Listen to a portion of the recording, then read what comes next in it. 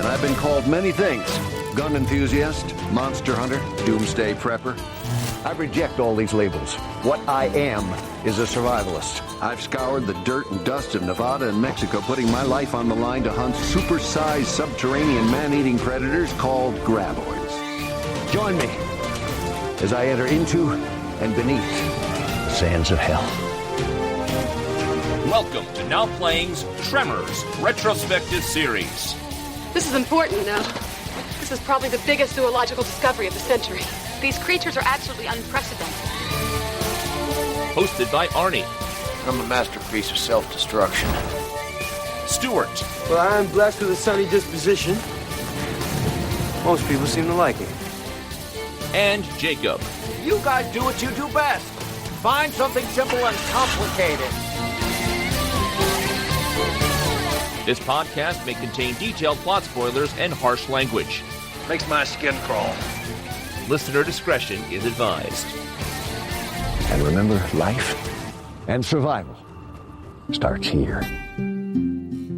Today, we're discussing Tremors, starring Kevin Bacon, Fred Ward, Finn Carter, Michael Gross, Reba MacEntire, directed by Ron Underwood. This is the Now Playing co-host that was government built to be a big surprise for the Russians, Arnie. And Stuart. And this is the host that will serve you bologna and beans for breakfast, Jakob. That's what I had for breakfast this morning, Jacob. It's supposed to be eggs. Have we drunk the worm at the bottom of the bottle? And it was a 30-foot worm? Really? Tremors? Tremors is a classic. This single film that came out in theaters and we never got a sequel. Classic. You sound like Kevin Bacon, Stuart, because while making this film, Kevin Bacon screamed to his pregnant wife, "I can't believe I'm doing a movie about underground worms." And you're like, "I can't believe I'm reviewing a movie about underground worms." Oh, it's Tuesday. I know I review B-movie junk. That's my job. But again, usually the series have to have some kind of cultural significance. I don't think this first movie was a hit. I thought it bombed. Oh, it was a hit on tape. This is right there with Star Wars, among franchises that I never thought we'd do. We've been asked to do this more times than I can count. I can't tell if it was one person asking 1,000,000 times or 1,000,000 people asking once. Because of Now Playing, I know this is a franchise. I always thought this was just one movie that came out until the demand started coming. I'm like, what? There's more than one? But we only did Children of the Corn and Mangler because we were doing a big Stephen King series that had a lot of theatrical tie-ins. When we did some of the other series that just devolved into direct-to-video Drek, Leprechaun, Return of the Living Dead. Not so much Return of the Living Dead, but it... Rave to the Grave, Necropolis? Yeah. I'm looking at our download numbers. Leprechaun, not so great. Rave to the Grave, at least we had 3 installments out of 5 that mattered there. Here, yeah, one theatrical movie, and so when people have said, would you do Tremors, I was always like, well, when they do a theatrical reboot, because I feel like one is destined for this franchise. It's remembered, they reboot everything. I don't think till Michael Gross is dead. He's going to show up in every one of these films. He has made some pact with the devil, and like they're like, we need to get rid of the curse of Michael Gross before we could get back in theaters. I never thought we'd do this. But then again, I also never thought Corona would happen and we'd end up doing, 8 movies in a row about viruses? We need movies to review. Yes, it just so happens that before pandemic shut down all filming, Tremors 7 got made. And so if we were ever going to do it at a time when we're struggling to see new movies, I guess this is the time for it. And again, just a surprise to me that there were 7 segments of this worm. I just didn't know it was that long. I knew it kept coming, if that matters. I mean, I saw the original one on videotape in 1990. It was in theaters for a blip. I didn't go to theaters to see it. I remember seeing trailers. Nobody did. Oh, no.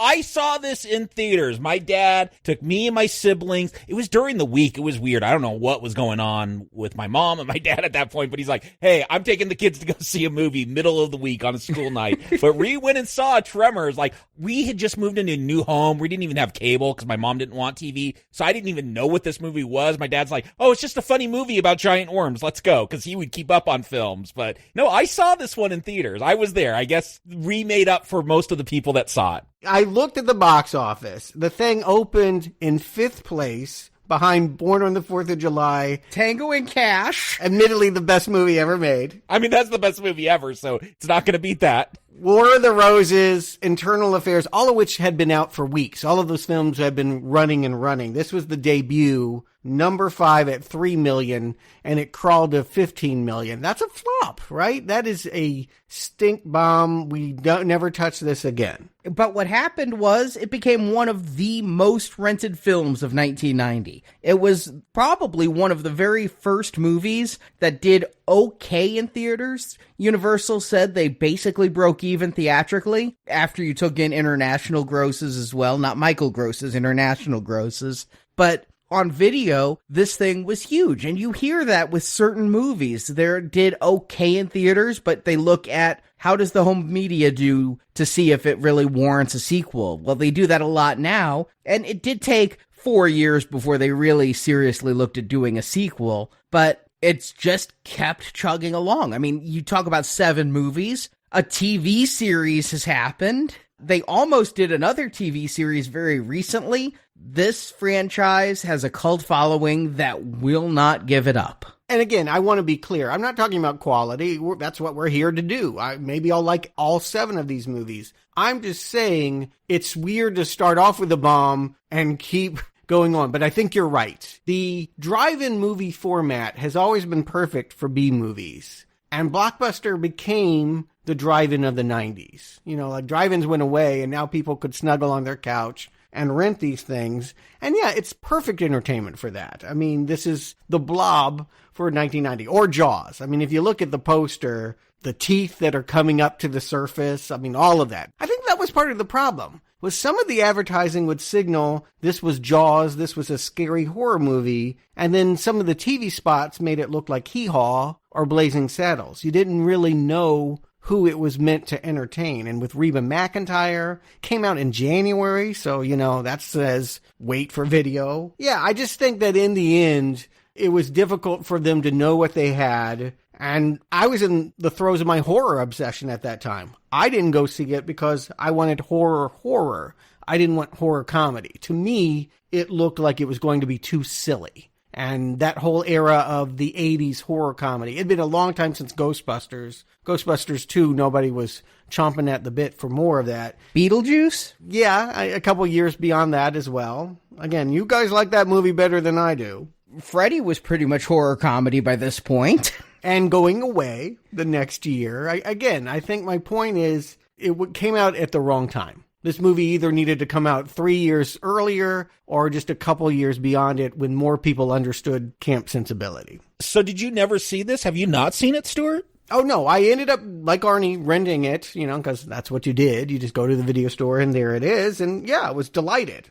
Felt like it was as good as Killer Clowns from Outer Space or Arachnophobia. It was just, you know, it was a drive-in movie. It was a B picture. It was a cast that I expected nothing from. It was a movie that looked stupid. And at every turn, I was delighted. I felt like, oh, it's funny. It's exciting. I really liked it. And I watched it once and then never, ever thought about it again until this week. You didn't expect something great from Fred Ward? What is he famous for? I don't know. That's the joke. Even Kevin Bacon, he was 5 years beyond Footloose at this point. Yeah, I saw this because of Kevin Bacon, to be honest. I knew Footloose and had been a really big fan of Footloose, so I'd watched She's Having a Baby, which came out the year before this. I'd come to know he was in that first Friday the 13th, and by the time I saw Tremors, I was seeing trailers for Flatliners, so I kind of thought of Kevin Bacon as, other than She's Having a Baby, a horror guy. I didn't realize that this was a career decline for him. He recently did an interview and said that Footloose isn't where his career took off. Footloose is where his career started going down the toilet, because after Footloose, it was nothing but flops, including She's Having a Baby, End of the Line, Quicksilver, and yes, Tremors. Yeah, he has always worked better as a character actor, right? Briefly, they thought that maybe he could join the Brat Pack, that he could be a hunk. Then he ended up being a little too scrawny, a little too weird, just quirky. I mean, he became a parlor game, right? You connected him to other actors. He was in ensembles. He showed up in things, but he just wasn't star material. And if he's the star of a movie like Tremors, again, I think that lessens your expectations for what that movie's going to do. Fred Ward was a face I was familiar with. Really? From what? I still don't know what he's from. You know, he did a lot of, television stuff that I'd seen. And I had seen The Right Stuff. Yeah, I mean, I think of him as the gruff guy that would pop Swing Shift, and he would just pop up and stuff, but not known quantities, any of these people. And again, with a silly premise. Michael Gross, a very known quantity. Television, TV sitcoms. His whole character is an inside joke, I think. You got to know Family Ties. I watched all the making of, what little they had on the Blu-ray for this, and the director, Ron Underwood, reached out and said, Kevin Bacon, we want you. Fred Ward, we want you. Everybody else, including Michael Gross, you want this role? Why don't you come in and read? Because you're Mr. Keaton. They made Victor Wong read for this. You just give Victor Wong this role. Yeah, I did hunt down the original script and kind of thumb through it. I didn't read it. I read it like a Hollywood producer reads a script. You thumb through a few pages just to see. I wanted to see if it was designed as a star vehicle for an actor, or if some of the supporting characters had more to do. And yeah, Wong's character was actually supposed to be Vietnamese. He was one of the few characters that was different. But by and large, nope. I think these guys always had the idea that it was about two slacker handymen that would take on Jaws in the desert. And we have to thank for this entire premise, Short Circuit. What? I don't remember Worms and Short Circuit. No, but Brett Maddock and S.S. Wilson were budding screenwriters. Maddock had done a couple of shorts, but Wilson had nothing. But they sold Short Circuit, and it became a hit, and people were at their door. What else have you got? And batteries not included. Ghost Dad. Yeah, they had probably not a lot of great stuff. Heart and Souls. No, none of that is great. They did do Wild Wild West, the Will Smith one. Not helping their case. Yeah, there was 30 writers on that. I'm not going to blame when it gets a project too big like that. Yes, they didn't save that movie. I'll put it that way. So, yes, high concept screenwriters, the kind that Hollywood loves. We have this idea, and it's a funny little premise, and we'll get an actor and they'll do bits, but maybe not great, strong character work in the scripts. No, they had this great idea for a movie they wanted to title Land Shark. Then they found out about the SNL skit. Yeah, I knew it had to be a Jaws fan film. It just feels that. Again, with the poster, with so many of the setups, you can just feel them emulating Spielberg. But did you guys watch the trailer for this? Because, so help me God, I've never heard Gail Ann Hurd's name in such lights. They're like, from Gail Ann Hurd. Who?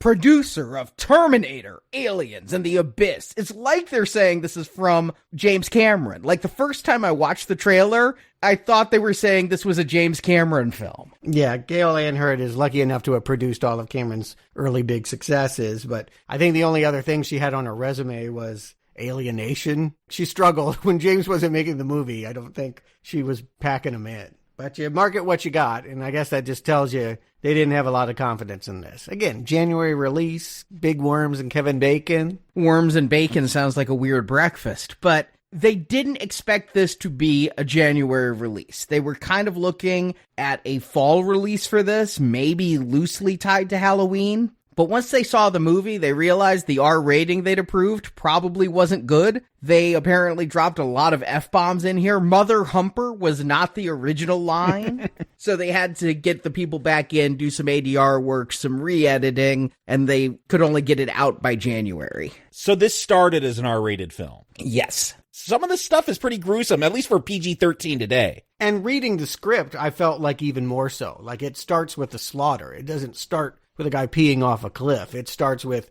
guy opens barn door and all the animals are just gory masses of flesh on the ground. They filmed that opening. Oh, okay. The whole drunk in the electrical tower. That opening was filmed introducing him and Fred, and you don't know exactly what he was seeing, but you know he was scared by something, and then the next time we see him, he's in the electrical tower, which kind of makes more sense than just finding a dead guy in an electrical tower that we've never met. Yeah, again, that was why I wanted to read it. I was like, was there more about these other people? A little. We can talk about it. But by and large, yeah, I think the movie that they conceived is the movie they made, and maybe Ron Underwood made it a little bit more humorous, but it didn't read as funny as these scenes are going to play.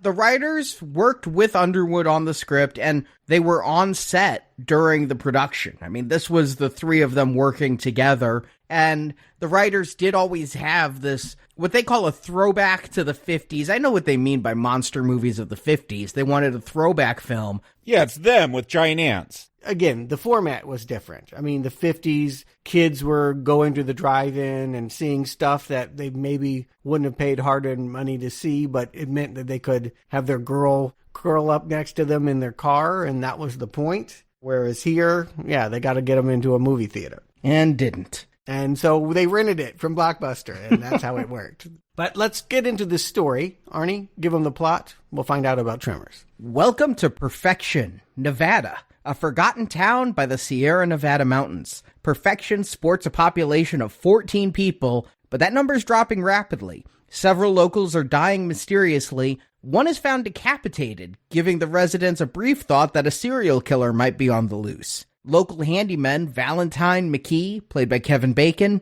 and Earl Bassett, played by Fred Ward, are fleeing town, finally moving on to greener pastures. But the path out of town is blocked, literally. The only road out of town was blocked by a rock slide. The two workers blame some construction that was going on in the area, but the construction workers are actually dead, victims of a 30-foot subterranean worm beast that has started feeding on local residents. These worms are blind and hunt by sound, including the vibration of movements above ground. So they try to eat people, cars, and anything else that makes noise or causes vibration. Soon, Val and Earl find themselves surrounded by three of these monsters in downtown Perfection, along with a handful of local residents and Rhonda LeBeck, a graduate student who was conducting seismology tests in Perfection. Several residents die, but help comes in the form of two survivalist townspeople, Bert Gummer, played by Michael Gross, and his wife Heather, played by Reba MacEntire. These two are armed to the hilt and killed one worm already with an elephant gun.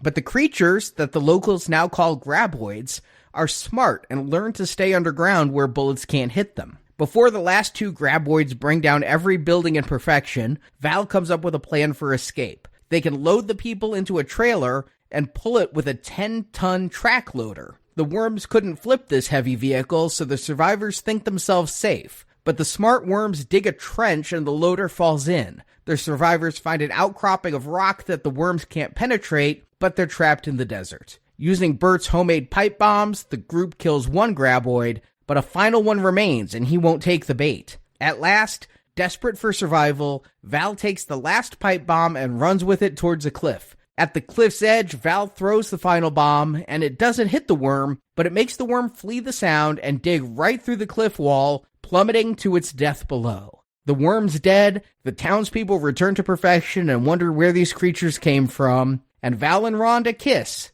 as credits roll. So coming back to this movie, what could I remember? I remembered townspeople on the roof, and I remembered a graboid crashing through a cliff and plummeting to its depth. And that was all I remembered coming back to it. Have you only seen this once? Once in 1990. It's been 30 years. Oh, okay, because I've probably seen this like a dozen times. I knew the film. Oh, okay. Yeah, I'm just like Arnie. My memory was, and I don't know if I'm borrowing this from another movie that they might have made, I thought Kevin Bacon and Fred Ward had escaped prison and were on the lam from the law, and that this would be a redemption story. No, Kevin Bacon's never coming back to this franchise. Fred Ward will come back once. No, I just mean another movie that they might have made where there were prisoners on the run, like, oh brother, where art thou kind of vibe. Like, for some reason, I thought that they were bad guys that were going to get redemption in Perfection. So it's a surprise to realize in the opening here, they're just handymen and kind of friends, but bickering friends that can never agree on anything.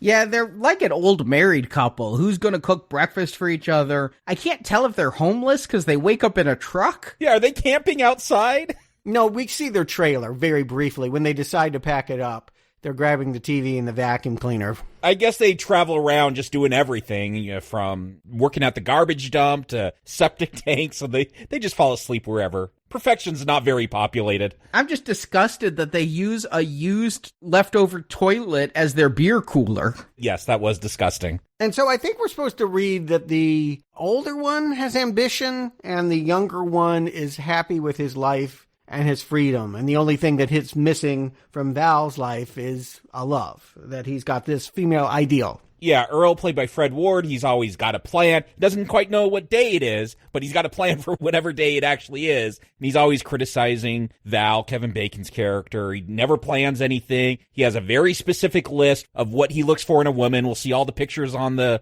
visor of his car. They're all blonde-haired women that he wants. It's a surprise to me it doesn't end up being a love triangle when we meet Rhonda. Yeah, that is how you go, but I guess Fred Ward's just so much older. Like, he's always just pushing Val to hook up with Rhonda. You say that, but he just got, that same year, he played Henry Miller, you know, author of those famous erotica books, Tropic of Cancer and what have you. I mean, he was positioned as a sex symbol. Fred Ward was? Yes. And the way they introduce Rhonda here is she's got the sunscreen on her nose, she looks nerdy, and immediately Val has no interest.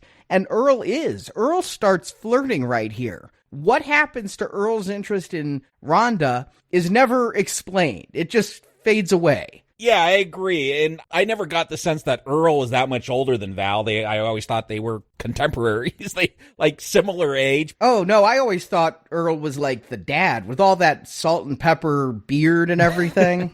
Well, it did stick out this time that he does seem to have, I don't know if the fatherly role is quite the correct one, maybe the big brother. He's pushing Val to, get together with this. They go looking for Rhonda because she's, the new grad student in town, and they always got to check out the new college student. Well, with a population of 14, anybody new is excitement. I mean, that's front page news if they had a newspaper. If it was Ron and not Rhonda, I don't think they'd be that excited about seismology. I agree with that. Or geography, as Earl thinks it is. And typically with Rhonda, you'd want to have her be more of the city person or someone that is starkly contrasted with the locals. But I actually never feel the snooty scientist come from her. It's like she's pretty agreeable with everyone. Not snooty, but she does, she's the one that thinks scientifically.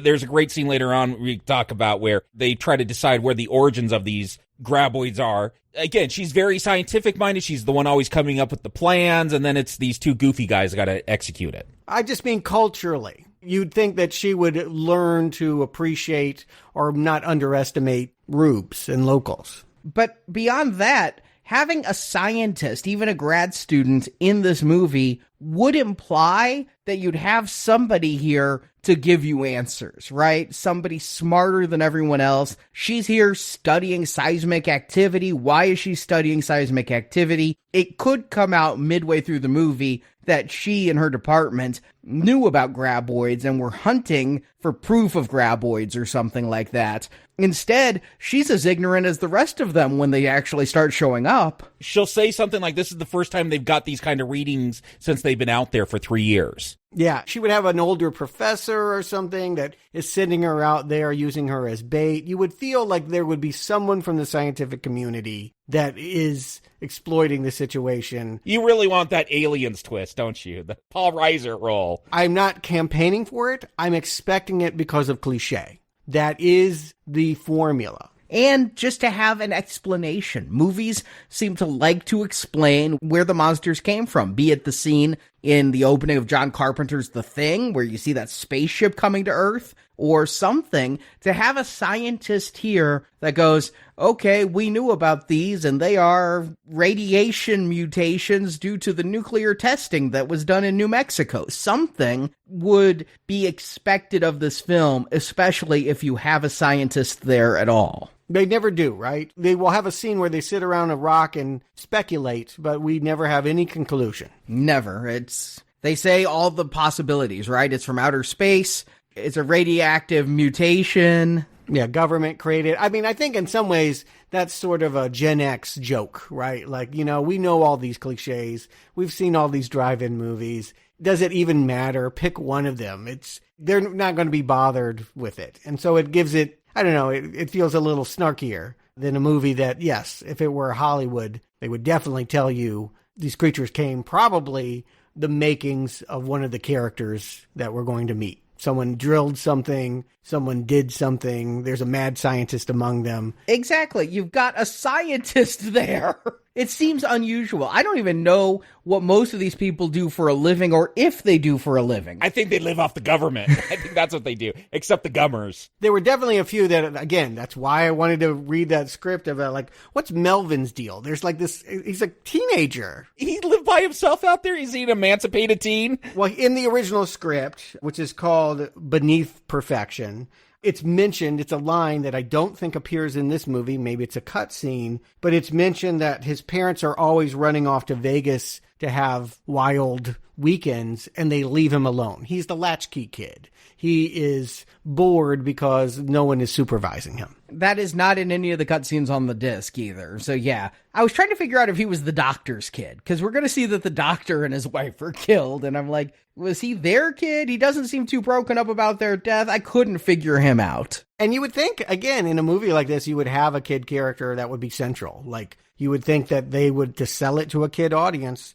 you would make that teenager Corey Feldman or somebody and make them just as important as Kevin Bacon and Fred Ward. In 1989, they couldn't afford Feldman and Bacon. Yeah. No, I just mean, I'm never suggesting, let me be clear, never hire Corey Feldman.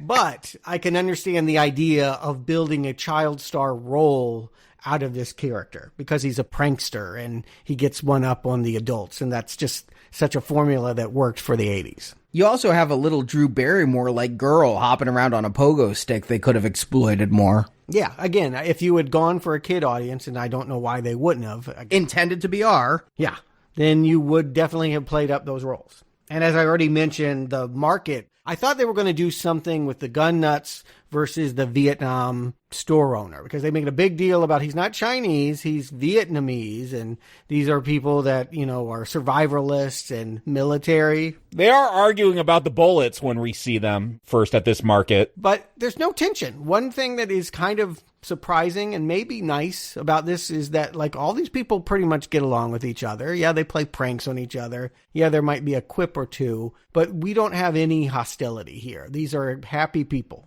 This isn't Night of the Living Dead, where the drama is from the group not liking each other and the tension and everything results from that. This is a movie where everyone's pretty much going to get along, and, it's us versus giant 30-foot worms. Even Jaws. I mean, Jaws had the whole political angle. Yeah, mayor versus the sheriff. Yeah, they don't go there. Yeah, at times this movie reminded me of Maximum Overdrive. Oh, because you've got a bunch of people trapped together in the local store and they're surrounded and can't go outside or they're going to be killed. You can see it, right? Well, they're not abrasive in that way. You say Maximum Overdrive, and that's like, I literally visualize very long fingernails going down a chalkboard. Yeah. Like, that movie just hurts to hear. And I watch it for fun sometimes. I know it's bad. But here, the difference is there you had the evil boss who would make Emilio work off the clock, and you had the bickering newlyweds with Yardley Smith screeching. Oh, God. Here, these people do get along. It was a little counterintuitive, but makes a lot of sense. A, if you have a town of 14 people, you can't get that angry at your neighbor. And B, when you're fighting for your life, arguing about your paycheck is probably pretty dumb. Yeah, the most upset they'll get is at Melvin for always doing his pranks. I think that there's a little bit of Frank Capra imperfection. I actually think it is a perfect little town, but you may not think about it at first because we're seeing everything through the vantage point of guys covered in garbage who think that they need to leave in order to have a better life. And so it will be them constantly trying to get out of town and eventually realizing that maybe what they need is here. But as we're introduced to this town, I am most excited of this entire cast as an adult to see Victor Wong as the local store owner. Of course, Victor Wong, we discussed him in The Golden Child. Whenever they needed a Chinese actor that was old, it was usually him, right? There's like 3 guys that they call in Hollywood. And so he did pop up a lot in the 80s. And what motivated me to read that script is what I'm going to say now. I like all these characters. I wish we had more time with them. I don't want to elongate the movie. I don't want to make the focus off the fact that the main characters are Kevin Bacon and Fred Ward, but it just seems like you have a rich cast that ultimately, he doesn't get to do too much before he's sucked underground. He's still kind of fun, though, the way he'll buy that remnant of a tremor snake for $15 and then makes a huge profit off of it. Like, he gets some fun little moments before his demise. He gets a lot more than the guy who gets found in the electric tower. He gets a lot in the script. If you read the script, it was his septic tank that he sends Val and Earl out with that sprays them. The thing that makes them realize we're getting out of here is when they're sucking up all of the waste from the trailer and it sprays them in the face. In the script, they made it overt that it was Chang whose hose they were using. And Chang was always buying things off of them for small money and then selling it for profit. So they really had that tension going. For whatever reason, it's not here now. I'm guessing part of it might just be the way the actors play it. But yeah, he gets a lot more than our first kill. The guy we find in the tower.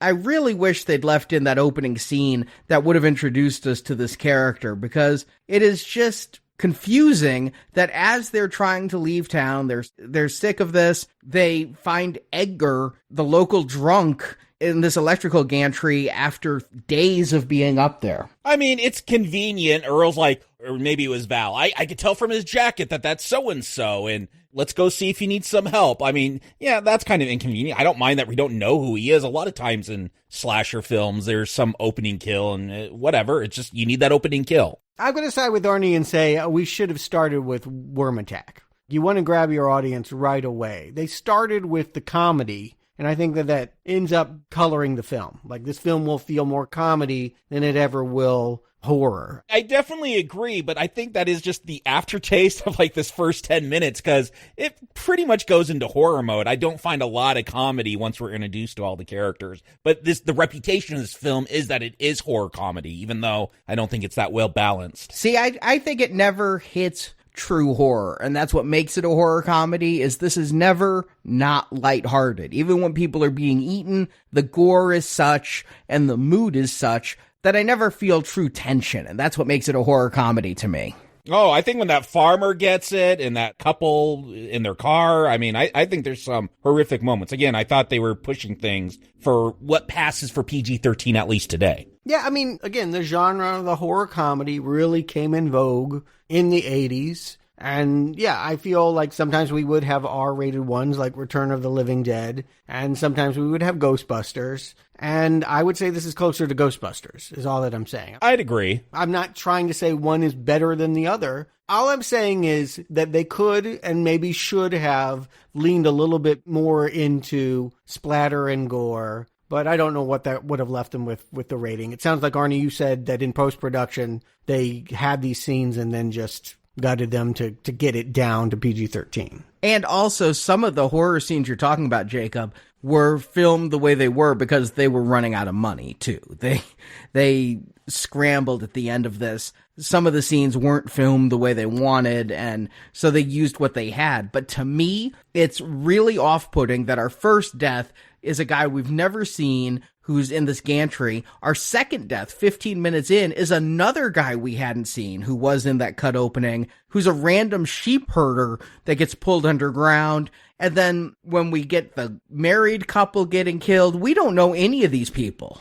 I love the way the deaths are filmed, like the way those sheep, like you get some close up to the sheep and their face, like, because you think the sheep are going to get it. They're the ones panicking and running around, and then, no, the farmer gets sucked down, and then later on we'll see the sheep got it too. But okay, yeah, we haven't been introduced to these people. Again, I'm going by slasher rules. That's just how it works usually. You get some opening kills. In slasher films, you usually have one scene where you get to introduce to a character before they die. You rarely have people wander on screen for the very first time to be a kill. Agreed with that. And yeah, you can do it. Jaws. I'll keep going back to that one because that's the blueprint. Okay, we didn't know anything about the horny teenage girl that jumped in the water skinny dipping. She just dies. That's exactly what I was going to say, is that opening one, she's just the girl, the first kill. But anyone else that we are going to want to see attacked, I feel like you do want to have a little history with them, unless they're like the dog or something like, something cute. But I don't know. The way usually this thing is handled is you have an opening scene where all the main characters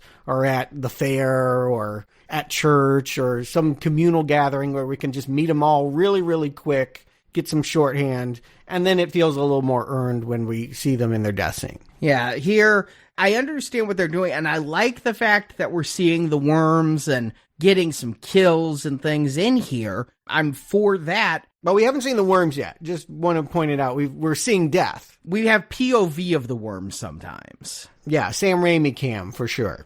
And because we'd never met these characters, did you think it was a possibility the worm was going to get Rhonda? Because we do see that attack. Yeah, that's the first time we see the worms, POV, is with Rhonda. It's moving in on her, and the blind worm somehow, could see the rubble being pushed aside. No way they were going to kill Rhonda. I did think that we would find out who the blonde was that Kevin Bacon's character was crushing on, and she would get it. I did think that he would have to choose between his ideal and the practical, smart woman. I thought that would come into play. But no, did I think Rhonda was ever going to die? No way. It's kind of funny that, getting in her car is enough to stop what we'd later find out to be a giant worm. Yeah, I mean, they are doing this build-up, so I guess if you're like me in 1990, where my dad just took me to go see this movie that I knew nothing about, they are building this mystery, like, what's this thing under the ground? And then, then we're going to learn, oh, it's just this little snake, and then we're going to learn there's more to it, and more and more. So I do feel like they are playing it a mystery. I know, because I've seen this, and I think if you saw the advertising, you would know what's coming, but... The audience knows. Yes. Apparently, there was some dispute about that internally, that the makers wanted to keep the fact that it was even a worm a secret, and that here at the beginning, until the POV, you might actually think it's a serial killer. They didn't want the worm shown in advertisement, and Universal's like, no, the selling point's the worm. You got to show the worm. Kevin Bacon is second banana. And I agree with them. I actually think they're right about that. In order to sell the spirit of this movie, you need to understand killer worms. That's, again, like killer clowns. It's a laugh. It's something to enjoy as something that you know more than the people. It will take them a long time. I believe these handymen keeps implying it's a serial killer until the 20-minute mark. They believe that someone is going around, stabbing these people and then burying them. Decapitating that one guy. It's not until the worm has one of its tentacle snake tongues wrap around their axle, and they just think the truck is stuck, and they drive away and rip that tentacle off, and then they see it when they get back to Walter's Market. And they did have a cut scene where earlier you would see that Val got the truck stuck in sand, setting up when they think it's stuck in sand here and they're spinning the wheels. Yeah, I did have a problem believing why they were stuck in the sand here. No, I didn't either. I'm just saying that they did have a scene to set this up. At some point, the filmmakers thought they needed to set up Val was a bad driver. No, they need to set up Chekhov's vibrating icebox, which they do. They call that out very early in the movie. They don't need to set up that Val gets stuck regularly in the sand. No, if anything, the editor has got to be feeling the pressure of getting to those worms real soon. I mean, again, 20 minutes feels right, more or less, but you could have even shortened it by a couple minutes. I mean, I do feel like by starting the way that they did and inundating us with comedy, we're really hungry for it once we look in the undercarriage and see that creature wrapped around there. And my memory of this was wrong. I had thought that was a graboid, and we would find out later on that there was a mama graboid, and that was the thing I remembered crashing through the wall. I didn't remember that what we're seeing there was a tongue grabber thing. The tentacle. When is it actually labeled a graboid? I hear Kevin Bacon say it late in the film. Walter comes up with the name. Yeah, he's sitting around demanding they name it, and everybody's like, who cares about the name? And finally Walter says, we'll call it a graboid. Oh, okay. Which is something I never caught until this viewing. I guess with the now playing glasses on, yeah, I just always called them Tremors. Like, that's the name of the movie. That's what you call them, Tremors. But no, they are graboids, apparently. Yeah, and I know the new movie's Shrieker's Island, so I thought, and they do kind of shriek, so yeah, graboid doesn't grab me necessarily as a scary name, but again... Just call them a Tremor, like... They don't need a weird name. The film got it right. I like graboid. You know, it's a new kind of monster. A tremor is something.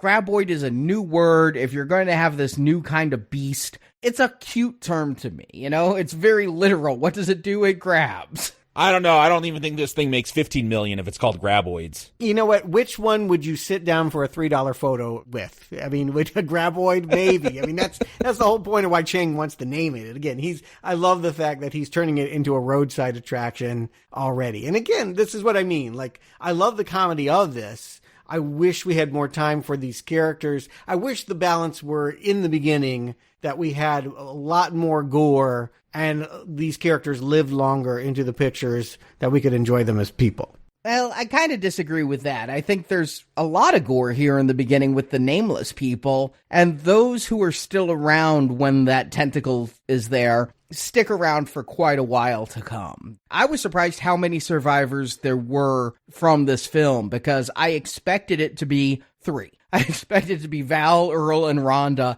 and Bert. I know Michael Gross comes back endlessly, but I expected the rest to be graboid food. I am surprised that there's more that don't get it. Like, there is one Hispanic gentleman. I don't even know if he has a name. I'm sure he does if I paid attention to the credits. Miguel. Okay, Miguel. I don't think his name is ever said in this film, but he's going to live to the end. I think only Nestor and Walter are going to get it. But we do have this couple, like right after they discover this tentacle, we do get to see, I guess you said he was a doctor and his wife. They're building a home out in perfection. And again, I don't know, maybe it takes me back to that original Superman movie. Seeing that car get sucked underneath the earth, just like Lois Lane when she's getting covered in gravel, like that, always terrifying to me. The fun of it is, and it's a setup that doesn't feel fully earned until we have the main characters find the trailer later, is that they have this radio going. Again, it hasn't really been clearly established. We, the audience, know, but the characters don't understand the threat is underneath them. So the fact that, like, the car radio will still be playing under the ground, that the generator, the lights go out and they're like, where's the generator? Like, it's just up and gone. It's lovely to watch them to discover that the threat is on firm ground. What they think is rock solid beneath them is actually like they're in the water and Jaws is swimming up at them. Yeah, I love the way the headlights, you see them like just slowly moving totally vertical as the car sinks. I think it's a great little effective scene. It is. It's a lot of fun. There was one other kill that I assume they completely cut. There was one other character, a little old lady named Viola and her barky little ankle biter dog. Yeah, that was never filmed. It was cut before filming. Yeah, she didn't do a lot, which is probably why you cut her. And again, elderly people getting up on roofs and doing stunts, that could be hard on them. But she ends up perishing, that her trailer gets knocked down while she's trying to pack. She's one of the early deaths. She knows something is coming, but she is trying to take too many things, and that's what kills her. One thing that's throwing me early on in this film, and I really thought this would come of something, because they talk about it again and again and again, is that tentacle stinks, and then the graboids stink. They just keep talking about the smell, and the foul smell of this beast never comes to anything. It's just... Because I don't think they're talking about it, they're making jokes about it. The smell is totally for humor. If you're thinking that's going to play some way into the plot, that they're going to smell it coming, nope, it's just to make a joke every time they get guts thrown on them. I really thought they'd do something like wipe themselves in goo so that the creature couldn't sense them or thought it was one of their own, or that something would come up with the smell as often as it's brought up in the movie. But no, it's like that was the only thing they could come up with to talk about with these monsters. I'm with you. Or you could just use it like a John Williams score or a Fin in the Water. You know, you just... People like, did you fart? You start the scene as a comedy about people accusing who smelt it, who dealt it, but we, the audience, knows the bad smell means the monster's coming.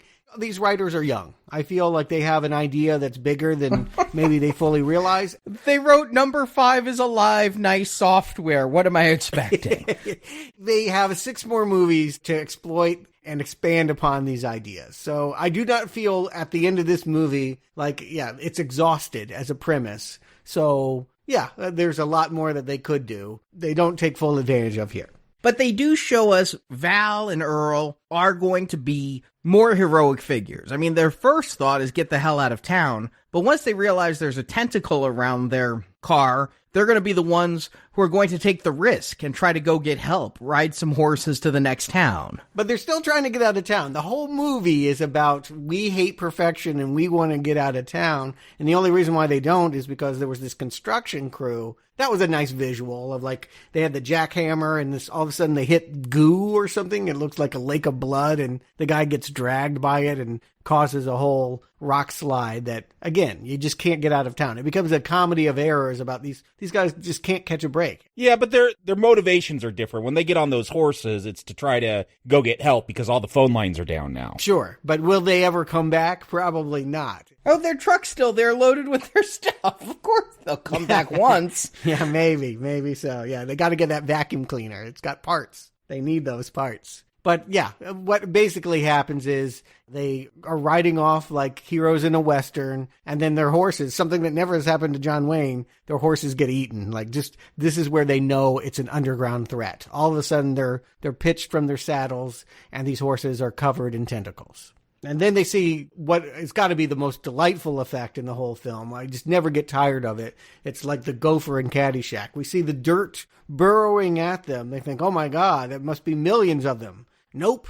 It's just one. It's just one dune sandworm. And we realize that the graboid is indeed what you described, Arnie. The mama is the thing. These aren't babies coming out of it. It's just been flicking its tongue. And now we've seen it in full. How dare you, the gopher and cat? I don't like that movie. And I guess this is still a puppet, just like that gopher, isn't it? But it looks so much better. I love this design, like the beaks that they have. And the fact, again, my question when I did finally get around to those sequels for this, will they just go easy with CGI? I love that there's a physical, because you couldn't do that in 1990. I guess you could. It would just look bad. But yeah, that it's a practical effect here. I love it. And they very wisely, they have these rigs that will kick dirt up and, again, Spielbergian in the way that Spielberg and Jaws used the buoys to signify it's coming. They're running by those fences and those things are getting pulled. Nice visual meters to tell us where this thing is. I really enjoy the visualization. When they don't have the money to pull off effects, POV. That really works for me when the camera becomes the creature and we just see the Sam Raimi cam. Yeah, all the rocks being pushed to the side, yeah. I agree with you that it's a good visual and a good way to do it. But while I'm watching the film, all I can think of is this is a really good way to do it when you have no money. Yeah, but that's smart. If not every film has $500 million like Endgame. Like, yes, some films have to get creative, and I love seeing that, like when they're able to pull that off. Of course it has no money, but this is a great solution. I mean, Spielberg talks about the shark didn't work. I mean, the robot shark Bruce always was giving them problems. They came up with the fin because they couldn't get the visuals that they were planning. So again, I think, yes, we will have one shot towards the end of it actually being underground and seeing a worm streak past. And they use that shot twice. Yeah, but for the most part, it's inference. And I think that they're smart students of the Spielbergian philosophy. The audience will see it, even if you don't show it to them. If you film it right, we'll see the worm coming. And they get their first kill here. We're going to find out there were 4 worms total. They'll take out the first one here because they're running. I don't know what they run into, but it's got a cement wall. I don't know why there's a cement ravine wash in perfection. Like, it doesn't look like they got much infrastructure in that town. I don't know why concrete has been poured over this ravine. Yeah. Again, you would normally have this as part of the backstory. Maybe the oil had been struck and these are oil pipes, or the big railroads coming, or, this is where you weave in a subplot suddenly becomes important because it has laid out the thing here that can be used to kill the creature. And all we really need to understand is it was going very fast and it collided with solid concrete. And so it can't burrow through all substances. It has a limit, and they have a method. They have an in on how to take on the other ones, because Rhonda's going to show up. She's been reading those seismic readings, and she can tell from the blips that there's 3 other ones out there. And one of them is going to trap them and strand them on this rock. Yeah, this is where most of the movie takes place, is you're stranded on either a rock or a roof or something, but once you hit about the 30-minute mark of this film, the rest of it is we're trapped and can't step on the ground. You know, my brother and I, when we got bored and used our imaginations to play in the house, this was the game, right? The floor is made out of lava. The Floor is Lava is a huge hit on Netflix. Now it's a show. I've just found out about this. But, maybe other people didn't play this, but I assume they did. Everyone played it, Stuart. Everyone. Yeah, exactly. There's a creature. There's a monster. Don't you remember my mother had red shag carpeting? It was definitely lava. Yeah, what excuse do we need to be climbing all over things? Rocks. Later it'll be store shelves. Yeah, this is great fun. As just anyone that wants to get in the spirit of play and childhood, this is exactly what you'd want to do if you went out to the desert. Just climb on a bunch of rocks and imagine like this was your salvation from sand creatures. Yeah, this film, we didn't get a chance to do it because of Corona, but A Quiet Place. We'll get there at some point. But it felt like a distant, eventually it would evolve into A Quiet Place. But like the fact that you can't step on the ground, it's vibrations, right? They try to say sound too, but that's only because sound is vibrations that might penetrate the earth. But yeah, the fact that you got to stay still or you got to stay on rock that they can't lift up or you dig through, it provides a fun gimmick for the film. Definitely. I like that as a premise. And yeah, you're right. We'll get to Quiet Place. I won't spoil my thoughts on that. I do think in many ways that movie was more attuned to sound design than this movie is. Oh, definitely. But again, this is embryonic.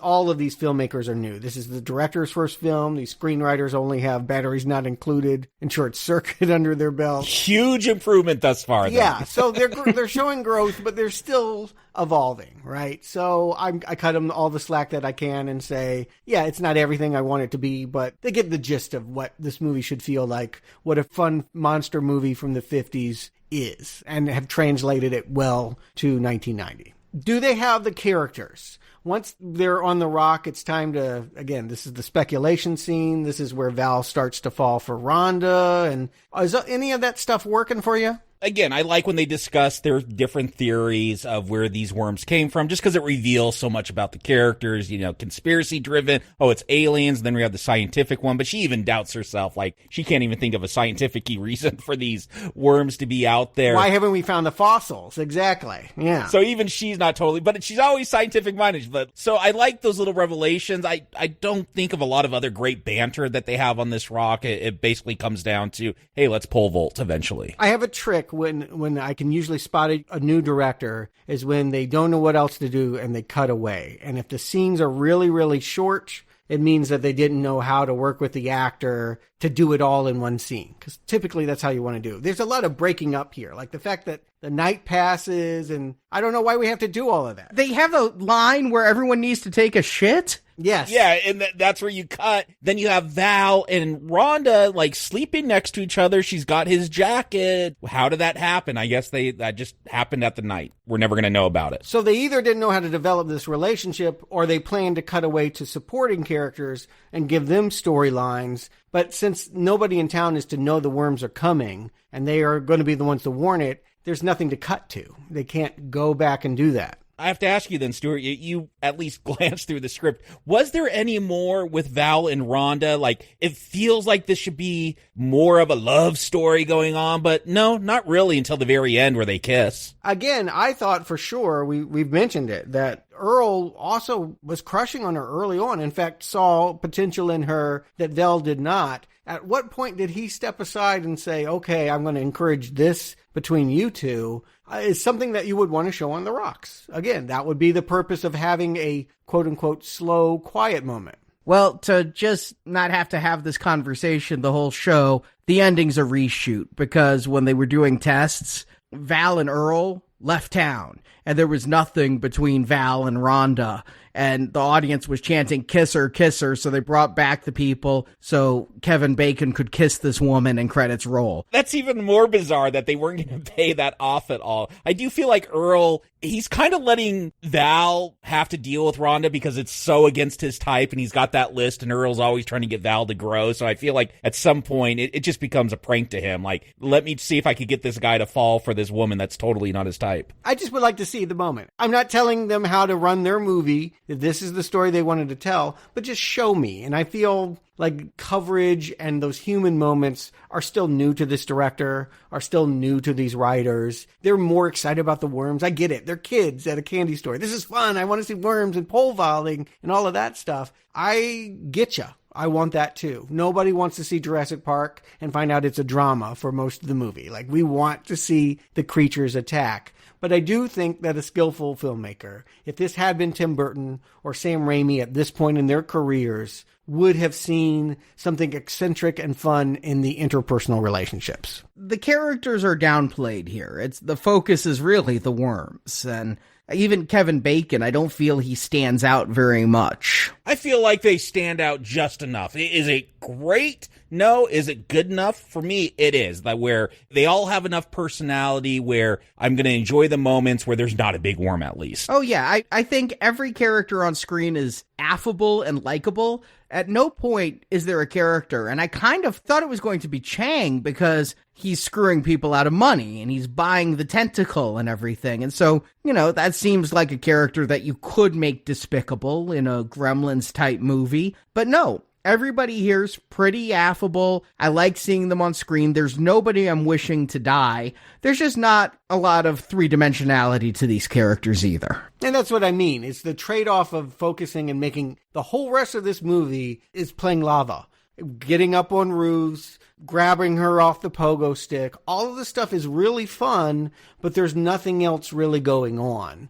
And because of that, it feels very light. It feels very airy. Yeah, I'll agree with you here. Once it turns into the floor is lava, it's less fun for me. Okay, there's more action going on, but if these were characters either that I was more invested in or they just had more personality where I was having fun watching them, this stuff could have been more exciting. And instead, it just feels, it feels average. They're doing what they need to, and it's kind of exciting to see them, hop from shelf to shelf and climbing a water tower and whatnot. I think this is where the point where, I don't know if the decision for the entire franchise, but at least for this movie, the decision is made, if nobody else can do this, give me some Reba and Dad from Family Ties, right? This is where they really come into bloom as the survivalist gun nuts. I'm shocked that you didn't remember this scene, Arnie, because this is the one that stood out to me. This is a comedic scene, but yeah, the worm burst through their bunker basement and they just start unloading all their guns on it. You know what? I'm going to give this movie, I like almost all of its special effects, but one shot here in the basement when they do a blue screen of Michael Gross with a puppet worm in front of him, you can see like an outline around him. He looks like a Force ghost. The special effects are as good as they need to be. I kind of appreciate that they're practical. And again, it's all about the dirt for me. I just like anytime you can show the burrowing, that's like, I'm good.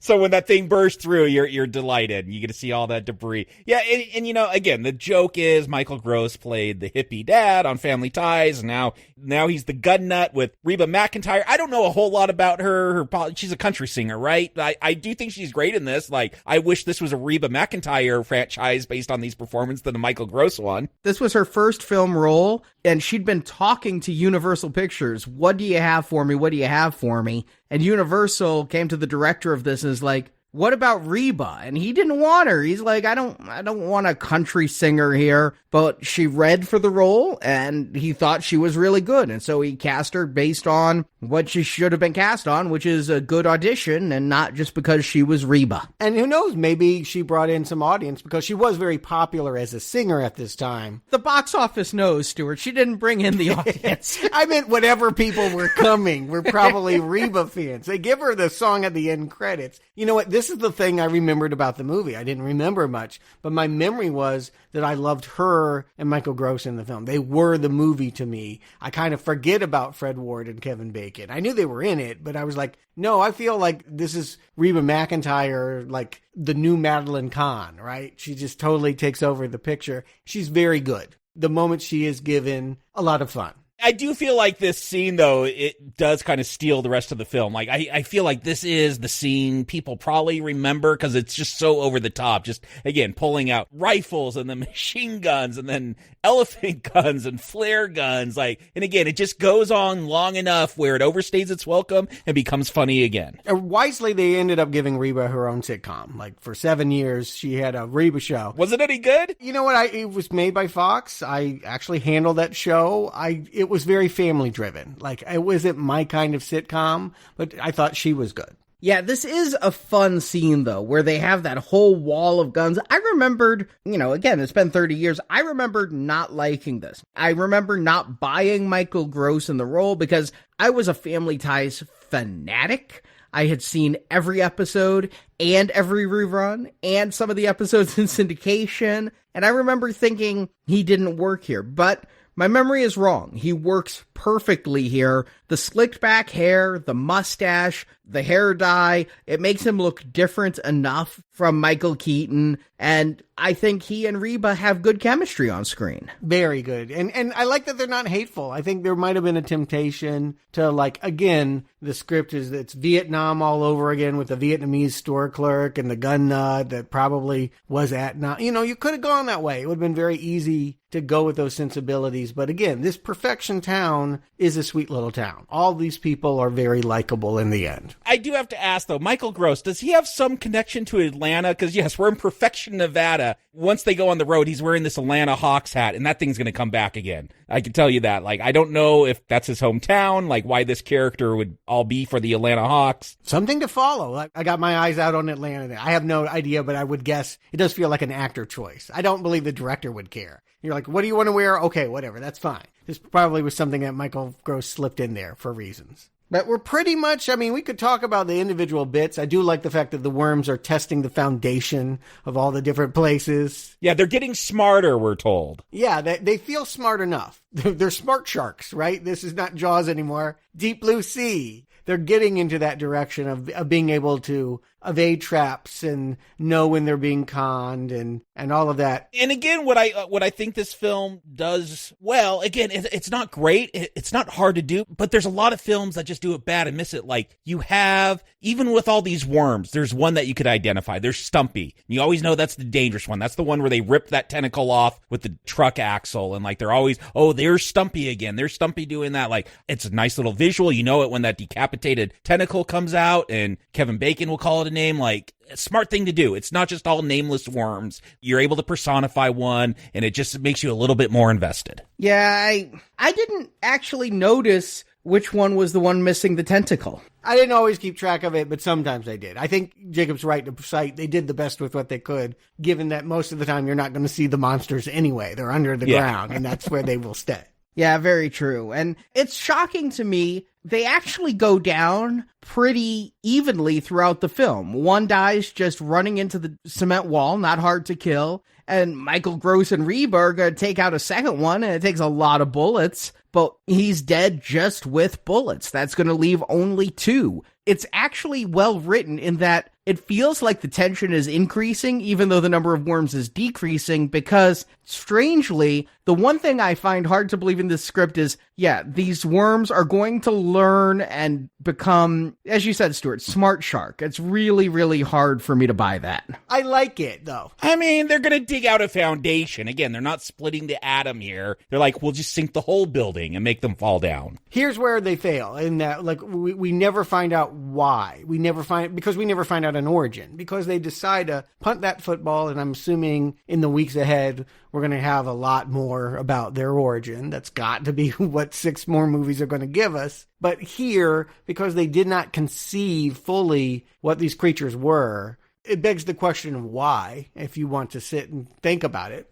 Yeah, maybe if you want to write some killer fanfic. I mean, gremlins. We don't know where mogwais come from. How would that work in the wild? When it rains, they live in a tropical place where it rains and they just multiply everywhere. Like, oh, we did that, though. We went after that. I mean, don't bring up that movie. I was terribly disappointed in it. I wanted to love that movie, and I did not. Okay. See, I don't need to know where mogwais come from. Tremors. Again, because this is such a B movie, I'm not worried about any of that other stuff. Once we learned where the xenomorph came from, were any of us happy? You know, I'm not worried about it here. By the time we get to parts 4, 5, 6, and 7, I think I'm going to need a little bit of warm backstory. Oh, I'm sure it's coming. And again, if you're honoring the tradition of a B movie, there is always the sanctimonious scientist. Again, Rhonda is here to monologue that our radiation or toxic waste or oil drilling, fracking wasn't a thing yet, so they couldn't do that, but something we were doing to ourselves. There's always a sermonizing. They always try to take these silly movies and then try to put some weight on it and some pretension about mankind's failure. And they didn't bake that into this cake. For whatever reason, they just maybe forgot, is the way it feels like to me. They're having so much fun running around. Now we're here at the climax with Kevin Bacon punching it out with Fred Ward about who's going to be the one to go grab the bulldozer and ride 9 miles an hour up the hill like they can escape with everyone riding in the hitch behind. There just wasn't any place to build any characters, either humans or worm. And I do like the moment. Again, good tension as you've got this riding lawnmower tractor going in one direction, Kevin Bacon running in the other. Again, I would hire these guys in a second for a big action movie. I am surprised this director is going to go from here to City Slickers and Heart and Souls and Speechless. Like, he is going to go in the romantic comedy and comedy genre, but I would think that what's being really showcased here are people that know how to place the camera and how to exploit a simple premise really well. Yeah, you get moments like where Val is running, he's trying to get to that tractor trailer, and he's got to stop, and then the worm is feeling around with its tentacle, and he's got to lift his leg. I mean, just that kind of stuff is fun to see in this type of movie where the monster can't see you, but it's feeling around, and it's getting close, and then everyone in the town's going to have to make vibrations and noise to draw it away. But it's nice that they remember to have that little scene like that in here. Like, they don't always remember to do that. And I like some of the camera work in here too. Like when you get that zoom on Kevin Bacon that's kind of like the worm cam, but not entirely because it's too high above ground and you just get him looking all scared. Yeah, Kevin Bacon is a good comedic actor. I tend to find that that's where I want to see him. Not that he can't do dramatic work, but for whatever reason, I think a movie that came out around the same time, it was about film school, The Big Picture. He was the star of that. It was a movie I loved right when I was considering going to film school. The times that I think about liking Kevin Bacon, it wasn't the Footlooses. It wasn't the River Wild. It was when he got to be goofy and larger than life. He could have been Bruce Campbell. He could have been Kevin Kline. He doesn't have the looks for it, would be the thing I'd say. He has an odd look that I think he has finally found a use for in the 21st century after a period in the 90s of not being sure. I agree with you. I think they sold him as a leading, but he was hunky in 1985 dancing around to Kenny Loggins, but really outside of that venue, I don't think that he had the sex appeal to sell the movies and the parts that he was offered for the next decade. But here, again, what I want to do is compliment. I think he's carrying this movie very well, and the movie is more and more giving him all of the heroics. It is kind of surprising that he's kind of doing everything by the end of it. Fred Ward has been marginalized. I mean, I actually think, did Kevin Bacon's agent insist, no, he will do all that is good, and he will get the girl too. I feel like in the end, Earl almost is, you should have eaten him because he just doesn't do anything. Yeah, you think it's going to be a buddy comedy horror type thing, but it's mostly a Kevin Bacon show. Definitely, by the end. But he is top billed. He was from the beginning. He was the bigger star, and he is younger. And again, me in 1990, I want to see Kevin Bacon. I don't know who Fred Ward is. I still don't know who Fred Ward is. I want to see Bacon save the day. Yes. And Michael Gross. I mean, they all kind of come together, the three of them, as we get to this climax. Obviously, we know that it's too easy. It's cheating to be like, oh, the bulldozer will take us away. No.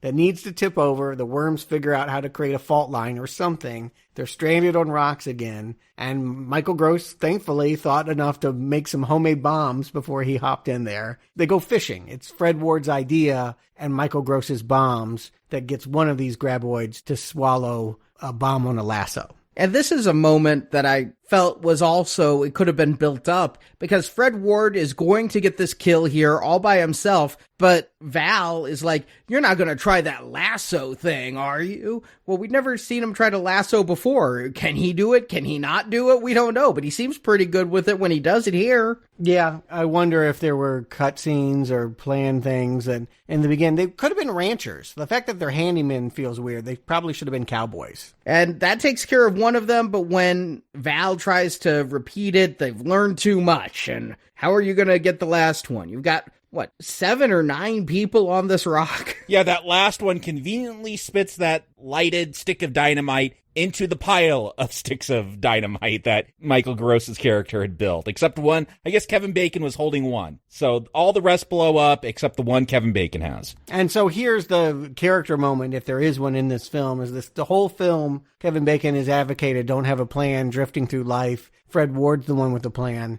but he's the one that comes up with the idea. If you blow up behind the worm, it makes it go really fast. We can make it stampede. Right, they were building a fence at the beginning of the movie because, if cattle get scared, they'll run right over a cliff. He knows this about the animals, so he's counting on the worms doing the same thing. I don't know that was very clear when I was watching this. I thought he really was trying to lure the worm away and blow it up, and that it was just last-minute inspiration to have it dive off the cliff. No, they showed us earlier when they threw those sticks of dynamite, it would scare the worms, and they go crawling away really fast. Yeah, and there was that story they told in the beginning about being in a stampede, and to me, this was Earl's moment. If he was in a stampede before, it should have been his idea to come up with this. And again, if they were cowboys and we had seen them lasso a few livestock and seen how they handled animals and knew this about animal behavior, maybe they didn't have the money or maybe they didn't care and they didn't think about it.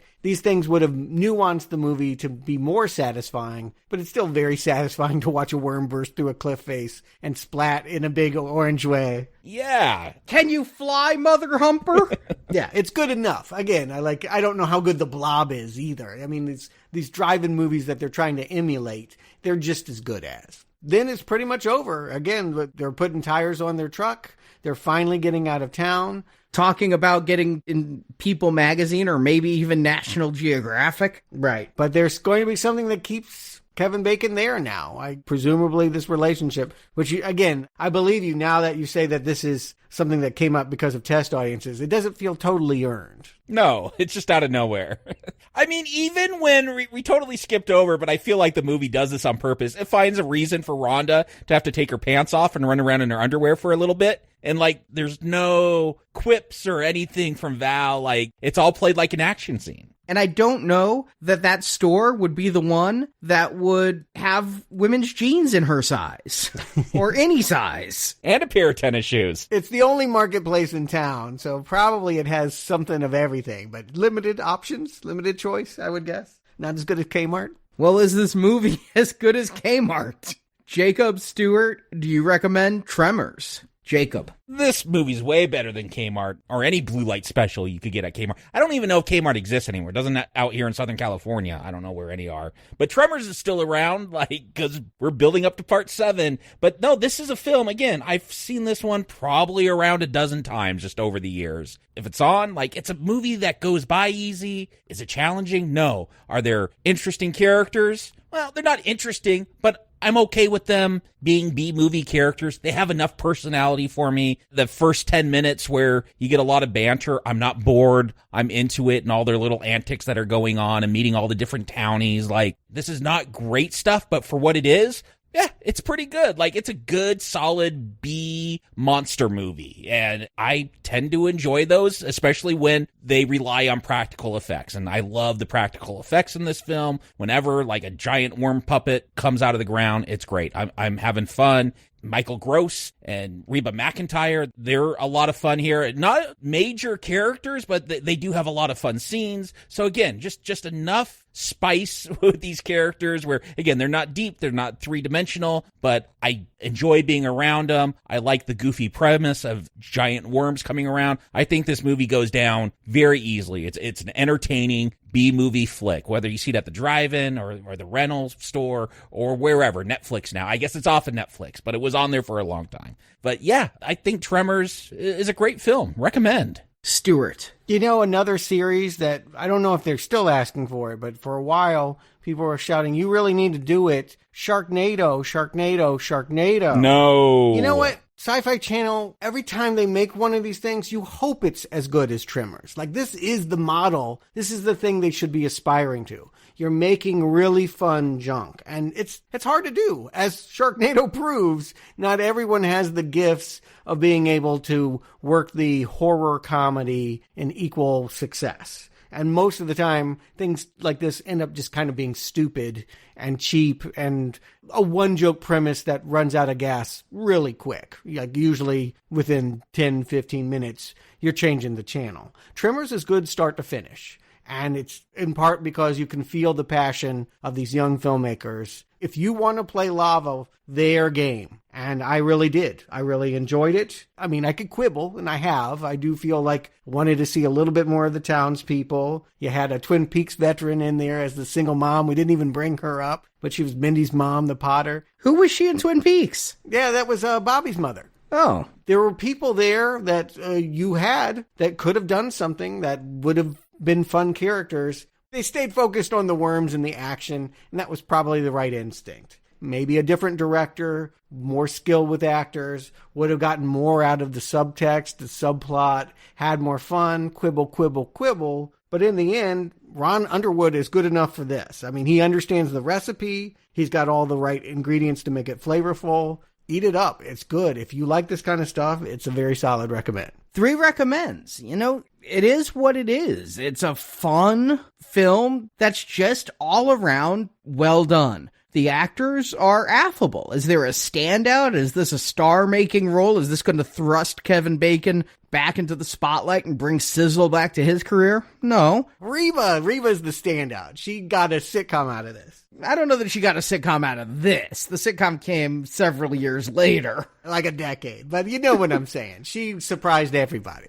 And the special effects are good enough. I mean, I actually really like when we see the worms and all the practical effects and the puppet work. There's one shot I don't like, and a lot of the hide the worm is a budgetary thing. But when you see that worm, it works really well. And it doesn't rip off Dune that badly. No. Again, Dune wouldn't have even been something they would have been trying to do, because that, you want to talk about bombs, oh boy. Yeah, but when I think about desert worms, I think about Dune. But sure, I think they differentiated it here, especially when you got like thumping to bring the worms. Well, they didn't look like big penises. That would have been a way to go with this movie. They could have made it all sexual innuendo. And other than Kevin Bacon pissing off the cliff at the beginning of the movie, they really didn't play with phallic imagery. I mean, Jamie Kennedy's going to show up in this franchise, so don't count out dick jokes. Okay. Apparently, the effects guys were sending in early sketches for the worm. Did they get H.R. Giger to... they commissioned him to draw some up? They got a note that every time they'd fax in a new drawing, all of the office girls would stand around and giggle because they'd drawn what they considered to be a shield around the head, and all the women were calling it the foreskin.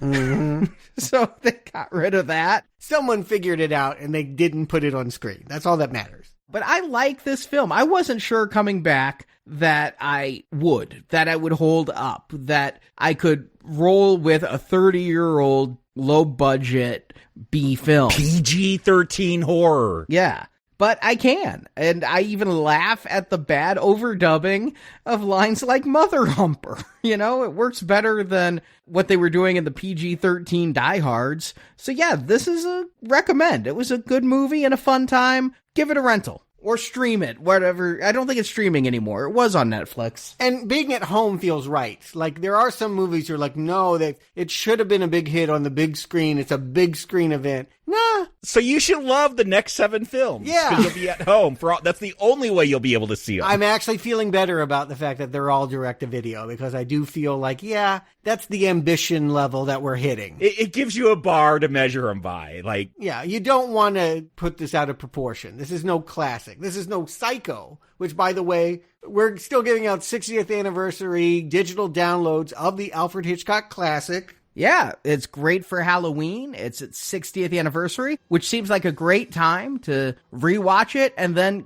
go listen to our Psycho retrospective series, which is available through Podbean. It has more than one good movie. You might be surprised. Like Tremors, I'm only predicting to like the first one, and then as I went through that series, there were other winners. The whole journey is worth it. If you subscribe to our In Focus newsletter, you will be entered to get a digital download of Psycho. You have until September 18th to sign up for our newsletter. Head to our website. At the top is a link that says subscribe. So thank you for listening. Jakob, Stuart, thank you for joining me for Tremors. And thanks for listening to Now Playing, the podcast hotter than a 50 cal on full auto.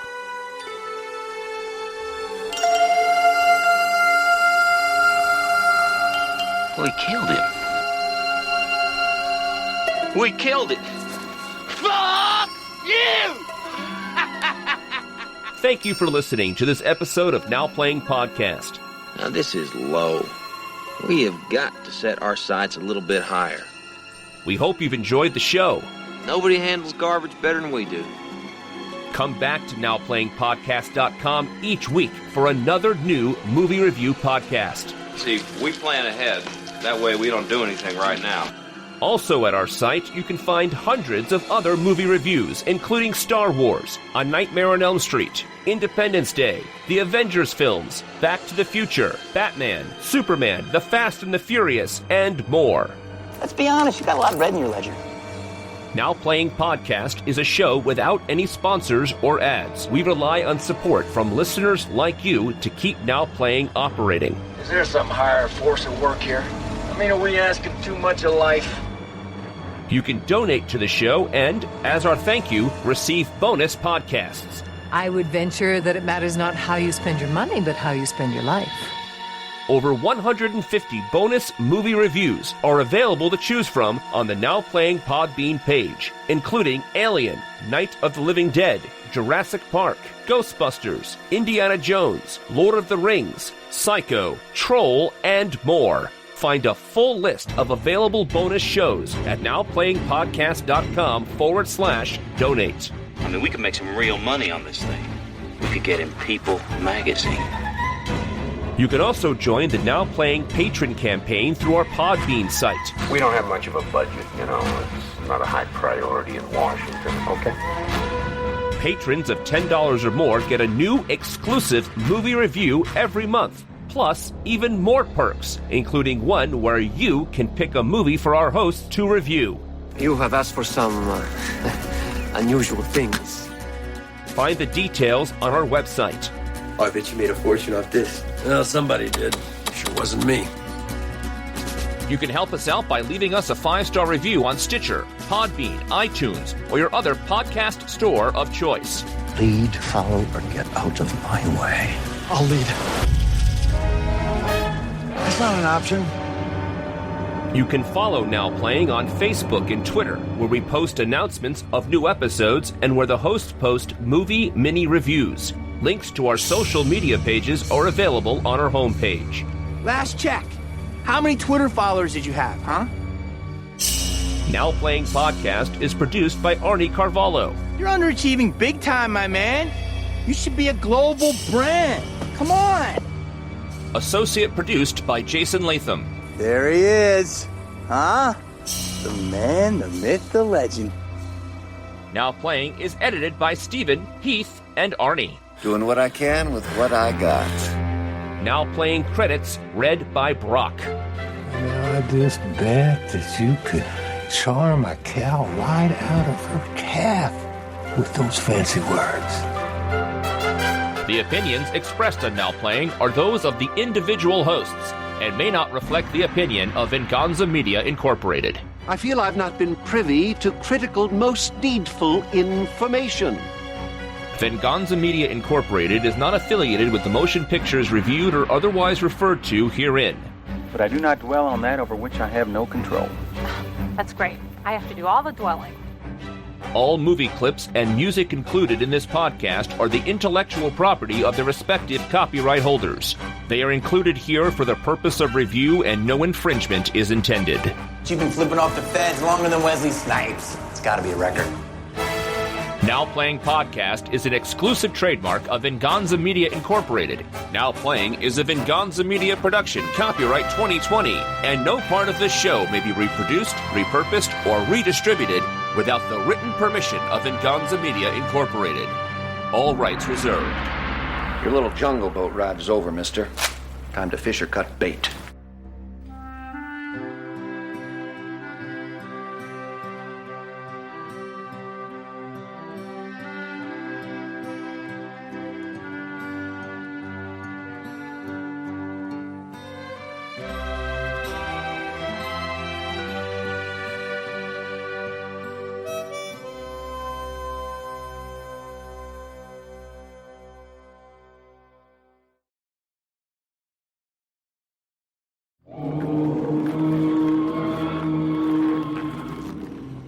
And I would say this is closer to Ghostbusters, is all that I'm saying. I'd agree. I'm not trying to say one is better than the other. One is better than the other. I don't know. I mean, you can be in different moods, right? I don't want to play I think he's talking about how the balance of horror and comedy, not Ghostbusters versus Tremors.